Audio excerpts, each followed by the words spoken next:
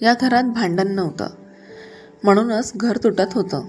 आई रोज जेवण बनवायची, पण कोणी तिच्याशी बोलत नव्हतं. वडील जिवंत होते, पण घरात त्यांचा आवाज नव्हता. भावंडं एकत्र राहत होती, पण एकमेकांना ओळखत नव्हती. या घरात कोणी वाईट नव्हतं, तरी सगळे दुखावलेले होते. एक सण आणि वर्षानुवर्षाचं मौन फुटलं. कधी कधी घर तुटत नाही, ते हळूहळू रिकामं होतं. हे एक साधं मध्यमवर्गीय घर होतं, जिथे सकाळी अलार्मपेक्षा आईच लवकर उठायची.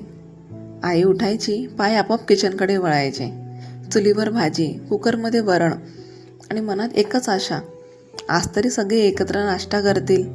ती हाक मारायची, उठा रे, चहा थंड होतोय, पण उत्तर नसायचं. एका खोलीत मोबाईलचा आवाज, दुसऱ्या खोलीत झोपेचं मौन आणि ड्रॉइंग रूममध्ये टीव्हीची आरडाओरड. आई चहा कपात ओतायची आणि प्रत्येक कप ठेवताना तिच्या डोळ्यात एक प्रश्न असायचा, मी आहे हे कोणाला कळतंय का? मोठा मुलगा ऑफिसला जाताना म्हणायचा, मीच सगळं करतो, घराचं खर्च, जबाबदारी, सगळं. पण तो कधी विचारत नव्हता, आई कशी आहे? लहान मुलगा सतत चिडलेला, माझं कोणी ऐकतच नाही. पण तो कधी सांगत नव्हता, त्याला आतून किती एकटं वाटतं.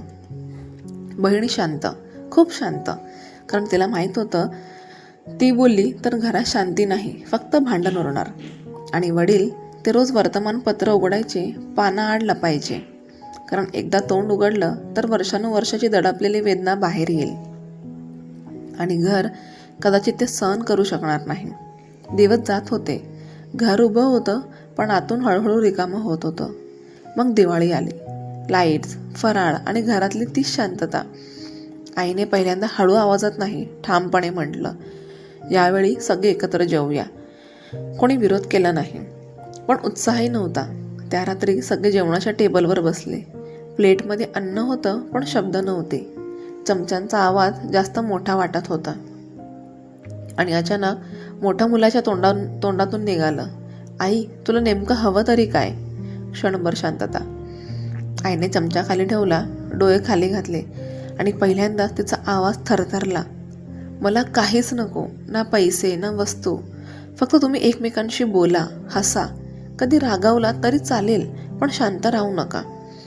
मला घर जिवंत वाटू द्या. त्या क्षणी वडिलांनी वर्तमानपत्र बाजूला ठेवले. ते म्हणाले, मी शांत राहिलो, कारण मला वाटलं शांततेत घर टिकेल. पण आज कळलं, शांततेतच घर तुटत होतं.